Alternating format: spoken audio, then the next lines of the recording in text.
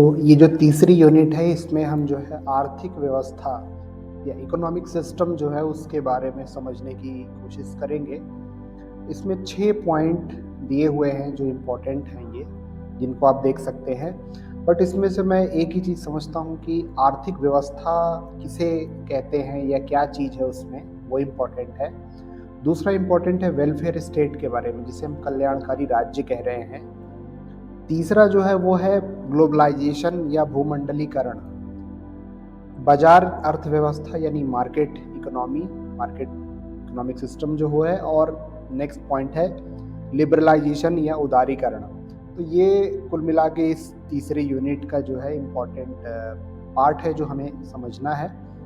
और of course economic development जब होता है तो उसका डिस्ट्रीब्यूशन जो होगा कि कहीं पे ज़्यादा नौकरियों के अवसर होंगे, वस्तुओं और सेवाओं का निर्माण होगा, कहीं पे कम होगा। तो ऑफ कोर्स कोई वर्ग विशेष ज़्यादा धनी हो जाएगा और कोई निर्धन रहेगा और उसके बीच में अंतर भी बढ़ते जाता है। तो इस कॉन्टेक्स्ट में ये हमारी थर्ड यूनिट है इकोनॉमिक सिस्टम को समझने के लिए। तो आइए देखते हैं।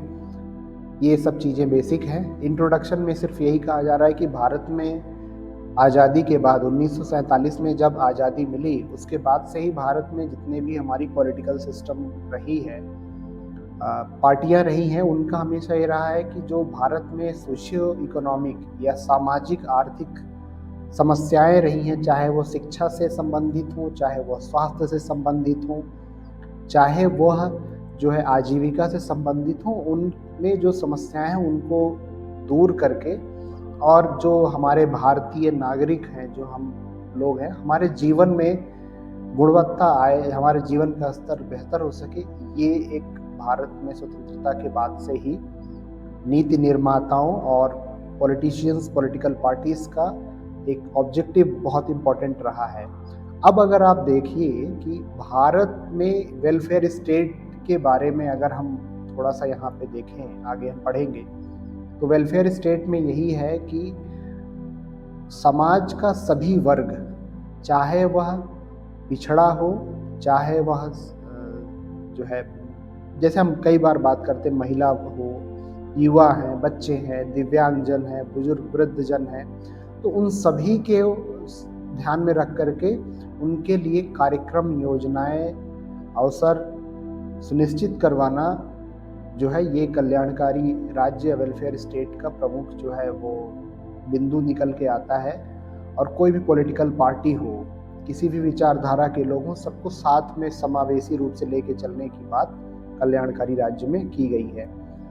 और ग्लोबलाइजेशन या भूमंडलीकरण को अगर आप देखें तो 1990 का जो दशक रहा है, 1991 में एलपीजी हुआ था, लिबरलाइजेशन, प्राइवेटाइजेशन और ग्लोबलाइजेशन। तो हमने अपनी भारतीय अर्थव्यवस्था को विश्व की समस्त अर्थव्यवस्थाओं से खोल दिया था कि बाहर के विदेश की कंपनियां भी भारत में आए और वो भी जो है यहाँ पे अपने व्यवसाय, अपने बिजनेस, अपने प्रोडक्ट सर्विसेज को भारतीयों को दे सकें। तो ये एक इंट्रोडक्शन हो जाता है।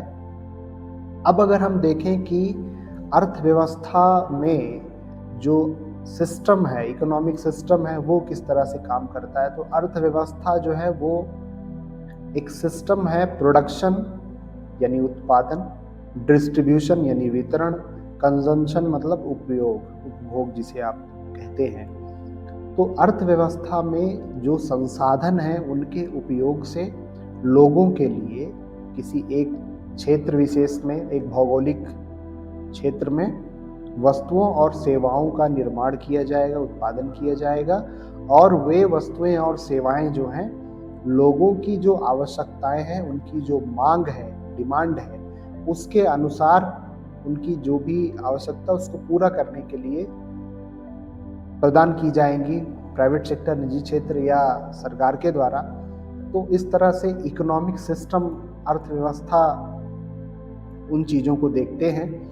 अब उत्पादन में अगर आप, जो हम बात कर रहे हैं, यहाँ पे भी वही दिया है कि जो रिसोर्सेस हैं, जो संसाधन हैं, उनका उपयोग किस तरह से किया जा रहा है, प्राइवेट सेक्टर या निजी क्षेत्र द्वारा, सरकार के द्वारा। तो यहाँ पे ये कहने का मतलब है कि जो उत्पादन जो फैक्ट्रीज़ हैं जिनके द्वारा या जो कंपनियां हैं जो वस्तुओं और सेवाओं को लोगों को दे रही हैं, उसका स्वामित्व, उसका मालिक कौन है? क्या वो निजी से क्षेत्र द्वारा दी जा रही है या सरकार के द्वारा, सरकार की कोई कंपनी है, सरकारी संस्था है जो दे रही है वस्तुओं और सेवाओं को लोगों तक उपलब्ध करा रही है, या फिर पब्लिक प्राइवेट पार्टनरशिप है? क्योंकि अगर आप देखेंगे तो प्राइवेट सेक्टर में जियो भी है, एयरटेल भी है, वोडाफोन, आइडिया वगैरह बाकी कंपनीज भी रही हैं भारत में जो टेलीकम्युनिकेशन के सेक्टर में सर्विसेज सेवाएं देती रही हैं। और वहीं पे आप देखेंगे कि बीएसएनएल भी है, तो ये हमने डिस्कस किया है। नेक्स्ट चीज़ देखेंगे रेलवेज़ में, तो रेलवे, भारतीय रेलवे जो है वो गवर्नमेंट का है। इसी तरह से आप देखेंगे स्टील के सेक्टर में, स्टील प्रोडक्शन जो है आप देखेंगे कि टाटा स्टील है और जिंदल ग्रुप है, बहुत सारी कंपनीज है स्टील उत्पादन में, प्रोडक्शन में। उसके साथ साथ आप देखेंगे गवर्नमेंट का भी है, उसमें बहुत सारी कंपनीज हैं जिसमें steel authority of India SAIL, gas authority of India GAIL, इस तरह से तमाम कंपनियां हैं। तो आप देखेंगे कि रोड के सेक्टर में, रोड में भी सरकार कहती है कि आपका जो फ्लाईओवर है या जो नेशनल हाईवेज हैं उनको बनाने के लिए प्राइवेट सेक्टर को इनवाइट करती है टेंडर, और वो जो है रोड बनाते हैं और कुछ साल तक जो है उस पर जो भी टैक्स लगाते हैं पैसा अपना रिकवर करते हैं, सरकार भी उनको देती है। तो पब्लिक प्राइवेट पार्टनरशिप, तो निजी एक उस तरह से उसमें उनको सेक्टर को भी जोड़ करके काम करती है। तो कहने का मतलब ये है कि आर्थिक व्यवस्था में, इकोनॉमिक सिस्टम में संसाधनों का उपयोग किस तरह से मानव कल्याण के लिए किया जा रहा है, उनके लिए जो वस्तुओं और सेवाओं का जो उत्पादन किया जा रहा है, उपभोग किया जा रहा है, वितरण किया जा रहा है, वो देखने और समझने का विषय है। तो इस तरह से ये हो जाता है।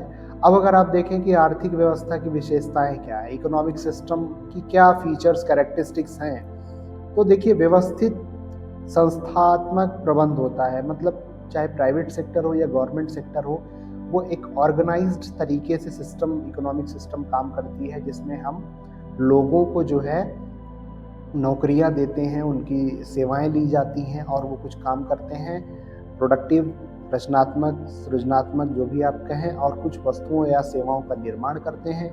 उन वस्तुओं सेवाओं को किसी व्यक्ति विशेष या समुदाय या वर्ग विशेष या क्षेत्र विशेष के लोग उपयोग करते हैं। उदाहरण के लिए जैसे अगर आप मोबाइल फ़ोन अभी यूज़ कर रहे हैं या लैपटॉप, कंप्यूटर जो भी यूज़ करते हैं, तो वो कहीं ना कहीं फैक्ट्री में किसी जगह पे वो बनी है, तो उसको बनाने के लिए लोग लगे हैं, वहाँ पे ह्यूमन रिसोर्सेज लगे हैं, कुछ स्किल्ड लगे हैं, कुछ अनस्किल्ड लोगों ने भी कंट्रीब्यूट किया है, और उसके कारण जो है आपकी अर्थव्यवस्था जो है वो, चूँकि रोटेशन होता है प्रोडक्ट्स एंड सर्विसेज का, प्रोडक्ट्स, अब एप्पल का फ़ोन या जो भी सैमसंग या जो भी एमआई या ओप्पो, जो भी आप मोबाइल फ़ोन यूज़ कर रहे हैं इस समय, आप देखेंगे कि क्या वो इंडिया में बन रहा है, तो इंडिया में भी आप देखेंगे इकोनॉमिक सिस्टम में वो कंट्रीब्यूट कर रहा है।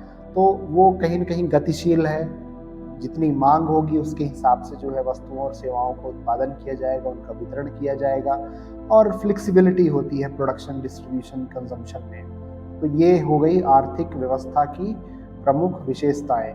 अब अगर हम ये देखें, हमारा जो नेक्स्ट टॉपिक है कि इकोनॉमिक सिस्टम जो है उसके टाइप्स कितने हैं, तो फर्स्ट थिंग ये है कैपिटलिज्म या पूंजीवाद। पूंजीवाद में पूंजी जो है अलग कर दीजिए और वाद अलग कर दीजिए।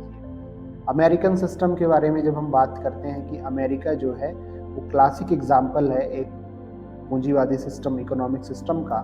पूंजीवाद का मतलब सिंपल सा ये हुआ कि जो रिसोर्सेस हैं, जो प्राइवेट सेक्टर है, वो संसाधन जो है उनका मालिकाना हक या जो प्राइवेट सेक्टर होगा उनके हाथ में पूरा होगा कि वो कौन सी प्रोडक्ट या कौन सी सर्विसेज लोगों को दे रहे हैं। और प्राइवेट सेक्टर, प्राइवेट कंपनीज अलग अलग सेक्टर्स में आप देखेंगे कि वही वस्तुओं का निर्माण करते हैं जिनकी मांग होती है।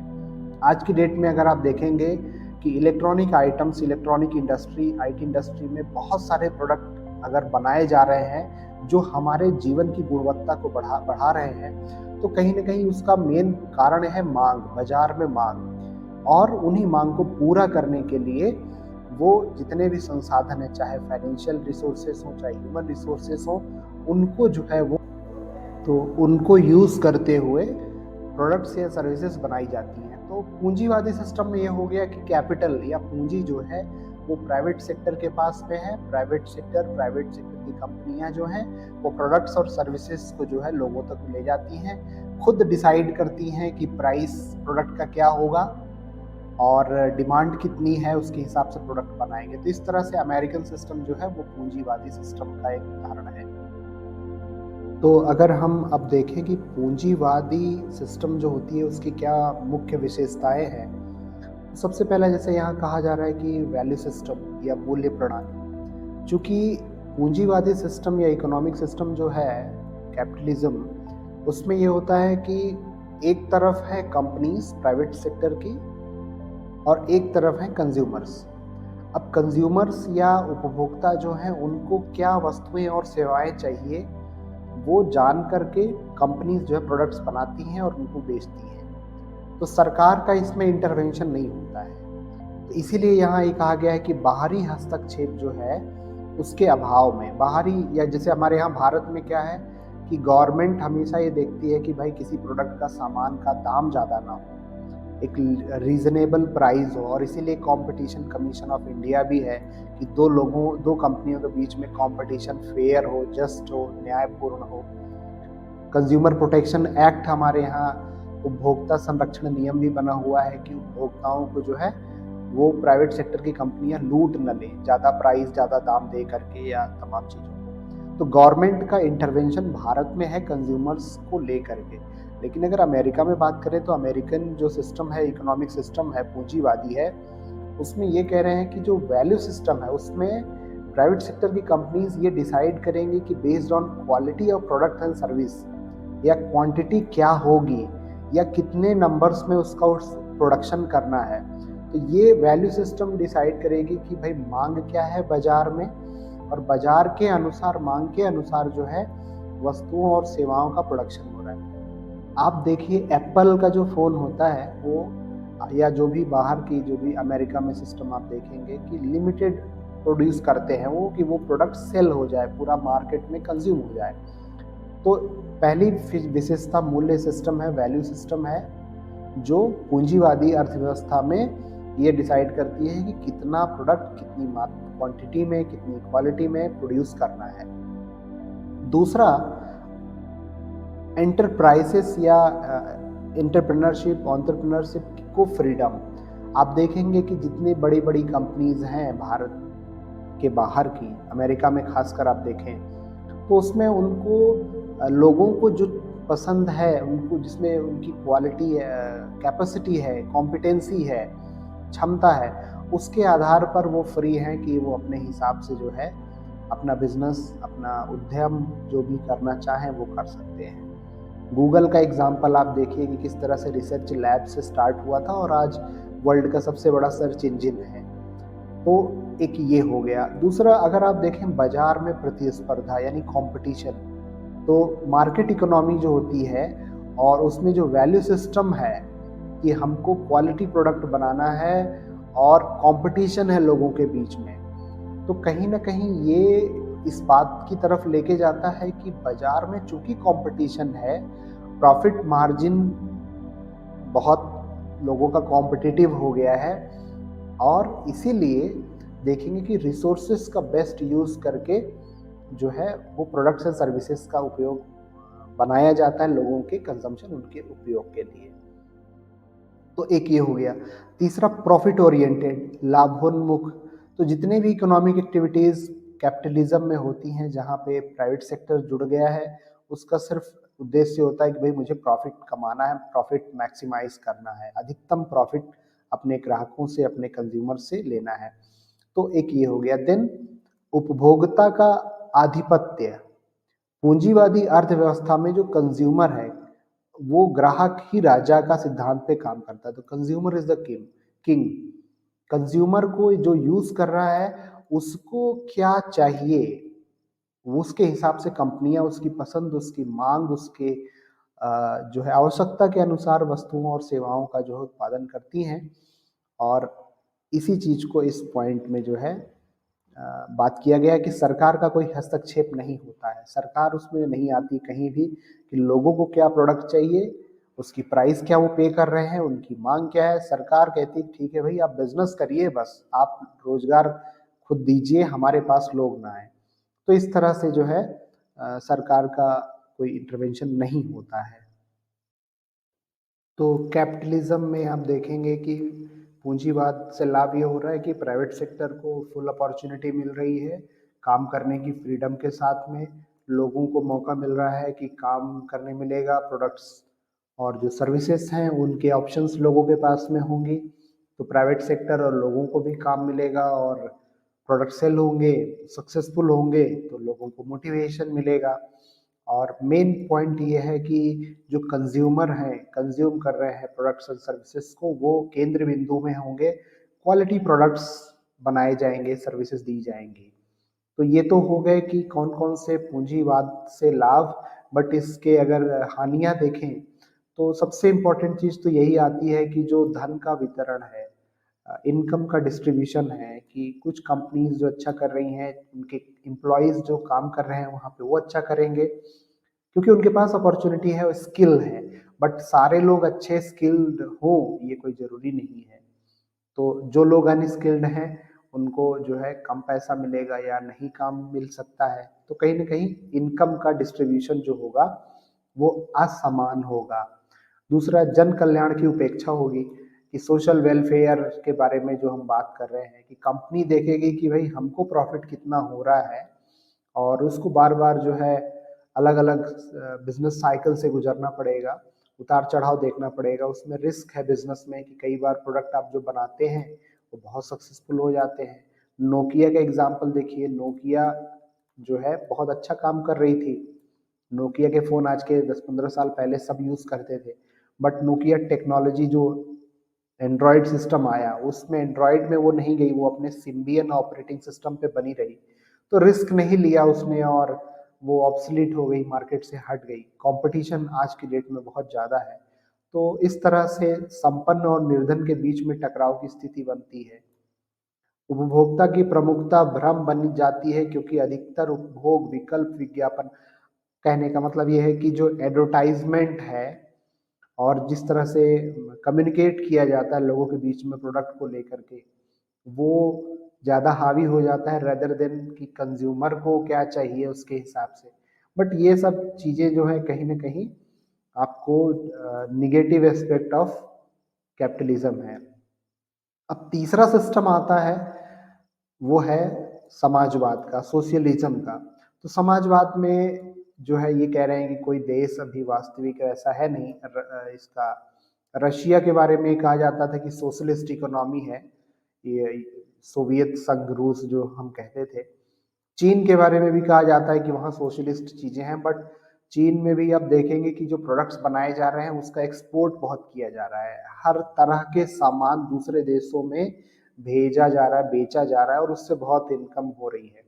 तो सोशलिज्म का जो कॉन्सेप्ट है समाजवाद का, वो यही कहता है कि जो भी संसाधन, नेचुरल रिसोर्सेस हैं या जो भी संसाधन है उनका उपयोग करके जो है सारी चीजें, स्वामित्व जो होगा, आर्थिक गतिविधियां होंगी, उसमें सरकार की भूमिका जो है सरकारी होगी। वो सरकार पे उसका पूरा नियंत्रण रहेगा। प्राइवेट सेक्टर एग्जिस्ट नहीं करेगा। मतलब जो भी प्रोडक्ट्स एंड सर्विसेज हैं वो सरकार के द्वारा दी जाएंगी, इकोनॉमिक एक्टिविटीज सरकार के द्वारा चलाई जाएंगी। अब सोशलिज्म या समाजवाद की कुछ विशेषताएं देखें आप, तो सामाजिक या सामूहिक स्वामित्व। तो उत्पादन या प्रोडक्शन, जो भी प्रोडक्ट्स एंड सर्विसेज का होगा उसमें सरकार की कंपनी सरकारी देगी। हमारे यहाँ भारत में मिक्स्ड इकोनॉमी है। हमारे यहाँ कुछ चीज़ें, कुछ सर्विसेज, प्रोडक्ट्स सरकार के द्वारा बनाए जाते हैं, कुछ जो है निजी क्षेत्र के द्वारा बनाए जाते हैं। तो एक मिक्सचर है हमारे यहाँ कि कोई एक सिस्टम नहीं है, हमारे यहाँ मिक्स्ड इकोनॉमी है। देन केंद्रीय योजना निर्माण प्राधिकरण। तो जो रिसोर्सेस हैं, संसाधन है, चाहे मानव हो या भौतिक नेचुरल रिसोर्सेस हो, उनका सर्वे किया जाता है कि सरकार के पास कहाँ क्या कितने रिसोर्सेस हैं और उसको डेवलप करने के लिए जो है अथॉरिटीज बनाई जाती हैं। जैसे new Delhi development authority, Indore development authority, XYZ authority. तो कहने का मतलब ये है कि प्लानिंग करके योजनाओं को बनाया जाता है सरकार के द्वारा समाजवाद में, और वो संसाधन जो है उसका उपयोग किया जाता है। बहुत नेचुरल बात है, सरकारी नियंत्रण रहेगा सारी गतिविधियों पर, समाज का कल्याण जो है वो बहुत इम्पोर्टेंट होगा। तो इस तरह से आप देखेंगे कि समाजवाद या सोशलिज़्म के जो लाभ हैं, वो आप यहाँ देख सकते हैं कि जो संसाधन है आर्थिक, उनका बहुत बढ़िया तरीके से उपयोग किया जाएगा, क्योंकि उसमें ये रहेगा कि सभी लोगों के बारे में सोचना, जो हमारे देश में लोग हैं, उन सभी के बारे में सोचा जा रहा है। और जो मूलभूत समस्याएँ हैं, उन समस्याओं को ध्यान में रख कर के समाधान क्या किया जाना है, उसका सही समाधान क्या होगा, उस पे जो है वो एक ज़्यादा फ़ोकस रहेगा। बार-बार के उतार-चढ़ाव में कमी होगी, क्योंकि सरकारी सिस्टम में तो आप अच्छे से जानते हैं कि कैसे चीज़ें की जाती हैं, क्या हैं, इसलिए ज़्यादा उस पर चर्चा नहीं करेंगे। अब इसकी हानियाँ क्या हैं? सरकारी सिस्टम, सरकार कहीं की भी हो, किसी भी देश की हो, उनमें कुछ न कुछ तो खामियाँ रहती हैं, कोई परफेक्ट गवर्नमेंट तो होती नहीं है। समाजवाद की जब हम बात कर रहे हैं, तो जो कॉस्ट कैलकुलेशन है, लागत की गणना की जाएगी, वो कई बार सही नहीं होती है कि कॉस्ट ऑफ प्रोडक्शन या उत्पादन जो किया जा रहा है अर्थव्यवस्था में, उसका ठीक से उपयोग होगा तो लागत कितनी आएगी, वो ठीक से पता नहीं चल पाती। चूँकि वो सरकार का उद्देश्य जो है वो लाभ कमाना नहीं होता है, समाज का कल्याण होता है, समाज के सभी वर्गों को लेके चलने की बात होती है। इसलिए आप देखेंगे कि एक रहस्य का पर्दा भी यहाँ पे दिख रहा है कि समाजवादी अर्थव्यवस्था के रूप में रशिया या रूस के सोवियत संघ का उदाहरण देखते हैं जब हम, तो लोहे का एक पर्दा कथन का उपयोग किया जाता है। अब ये लोहे का पर्दा, ये हमारे ये जो आर्टिकल, ये जो लिखा है स्टडी मटेरियल, उन्होंने किस संदर्भ में लिखा है, उनसे थोड़ा पूछना पड़ेगा। मैं मिलूंगा तो पूछ के आपको बताऊंगा। अब अगर देखें इसके बाद कि मिश्रित अर्थव्यवस्था, mixed economic system, mixed economic system हमारे देश जब आज़ाद हुआ 1947 के बाद में, तो प्रधानमंत्री आदरणीय श्री जवाहरलाल नेहरू जी के लीडरशिप में पूंज कैपिटलिज्म और सोशलिज्म को मिक्स रूप में अपनाया गया कि कुछ चीज़ें सरकार के हाथ में रहेंगी, कुछ चीज़ें जो है वो प्राइवेट सेक्टर के लिए खोल दिया जाएगा। उदाहरण आप अपने जीवन में दैनिक वस्तुएं जो उपयोग करते हैं उसका आप देख ही सकते हैं। टूथपेस्ट, ब्रश, खाने का राशन, रेलवे में ट्रैवल, फ्लाइट में ट्रैवल, सरकारी नौकरी, प्राइवेट नौकरी, हर तरह की इन तमाम चीज़ों को आप देखेंगे तो आपको समझ में आएगा कि हमारे यहाँ कुछ गवर्नमेंट चीज़ें कर रही हैं, कुछ प्राइवेट सेक्टर कर रही है। तो वही सेम चीज़ें यहाँ बात की गई है कि निजी और सार्वजनिक क्षेत्र की साझेदारी होगी, कि प्राइवेट सेक्टर भी एग्जिस्ट करेगा और पब्लिक सेक्टर भी, गवर्नमेंट भी रहेगी। प्लानिंग इकोनॉमिक सिस्टम में और गवर्नमेंट कंट्रोल करेगी मिक्स्ड इकोनॉमी में कि भाई अगर किसी दवाई का जो है प्राइस एक रीजनेबल प्राइस से ज़्यादा हो रहा है, तो सरकार उसमें इंटरवेंशन करेगी कि नहीं भाई, आप जो है इसका प्राइस कम करिए, प्राइवेट सेक्टर को कहेगी गवर्नमेंट। तो समाज के कल्याण पे ज़्यादा फोकस होता है मिक्स्ड इकोनॉमी में। प्राइवेट प्रॉपर्टीज और इनकम इनइक्वालिटी, इकोनॉमिक इक्वालिटी तो आप देखेंगे ही कि प्राइवेट संपत्तियां, तो ये बहुत सिंपल है। Value system and controlled economy, economy में आप देखेंगे कि कभी कभी जो है, जो बहुत ज़्यादा हमारे लिए घरेलू आवश्यक चीज़ें हैं, जैसे पेट्रोल का आप देखिए, डीजल का देखिए। पेट्रोल का तो भी गवर्नमेंट ने कहा है कि ठीक है भाई, आप उस पर सब्सिडी वगैरह जो है वो बियर करिए। गैस, जो हमारे यहाँ घरों में एलपीजी गैस यूज़ होती है, या रेलवे में किराया जो लग रहा है, डाक शुल्क, इस तरह से जो चीज़ें हैं वो कहीं ना कहीं आप देखेंगे कंट्रोल्ड इकोनॉमी में है। हाँ, एक बहुत इंपॉर्टेंट चीज़ ये है, प्याज, टमाटर, खाने पीने की जो सामान है, कुछ वस्तुओं का दाम आप देखेंगे कि उनकी सप्लाई कम होती है और डिमांड ज़्यादा हो जाती है, इसलिए क्या होता है कि उनके प्राइस बढ़ जाते हैं।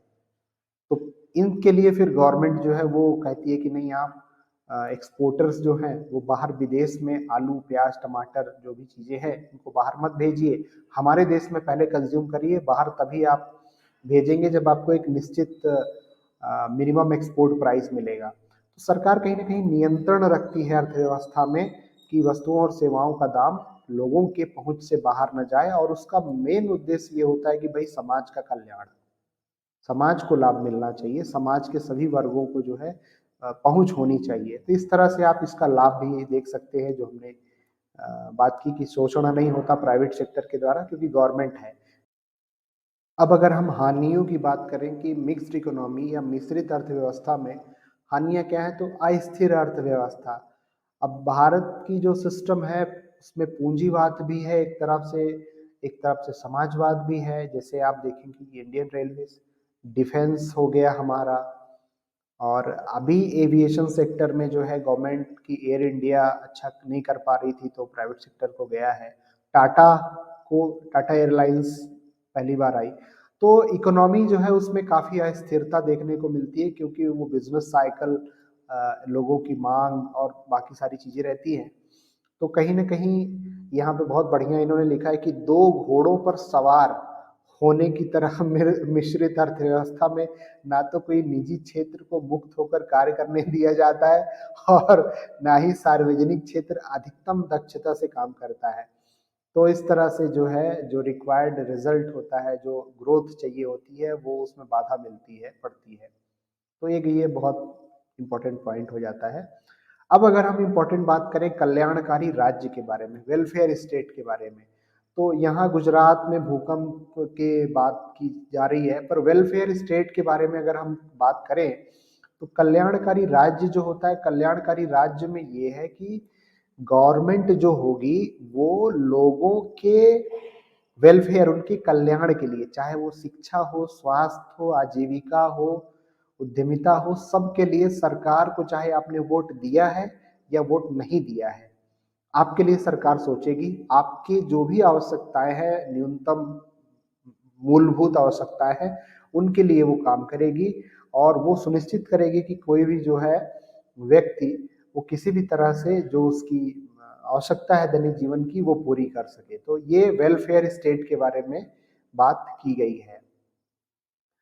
अब इसमें देखिए कि जो न्यूनतम आमदनी होनी चाहिए बाजार के हिसाब से, वो तमाम चीज़ें हमने वही बात की कि अपने नागरिकों का कल्याण करना, अपने जो भी देश के लोग हैं, और उनमें शिक्षा, स्वास्थ्य, ये सब चीज़ें जो हैं वो सब हो, यही कल्याणकारी जो है राज्य की एक इम्पोर्टेंट बात आती है।